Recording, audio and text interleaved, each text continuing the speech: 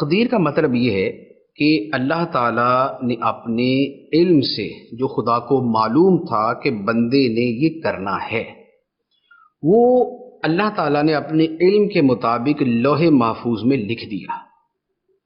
تو وہ لکھا ہوا جو ہے وہ یہ ہے کہ ایسا ایسا ہوگا۔ تو جو سابقہ لکھا ہوا ہے اس لکھے ہوئے کو تقدیر کہتے ہیں، اور اشیاء جو ہے جو افعال ہیں پھر وہ اس کے مطابق واقع ہوتے ہیں۔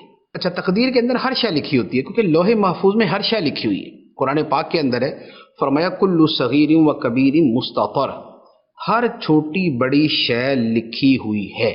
تو ہر چھوٹی بڑی شے جو ہے وہ لوح محفوظ میں مستطر ہے، وہ لکھی ہوئی ہے، اور دنیا کے اندر چیزیں اس کے مطابق واقع ہوتی ہیں۔ لیکن یہ نہیں ہے کہ جیسا لکھا ہے تو بندہ اس کی وجہ سے مجبور ہو کے ویسا کرتا، ایسا نہیں ہے، بلکہ یوں تھا کہ جو ہونا تھا وہ پہلے سے لکھا ہوا تھا۔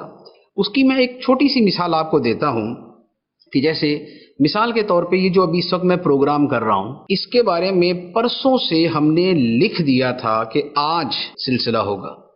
تو اب ہم نے پرسوں سے لکھا ہوا تھا، فیس بک پہ اپلوڈ کر دیا، لوگوں کو پتہ چل گیا۔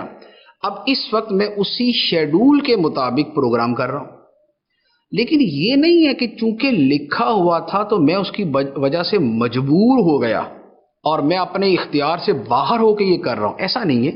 جو میں نے کرنا تھا اس کو پہلے سے ایک جگہ لکھ دیا گیا۔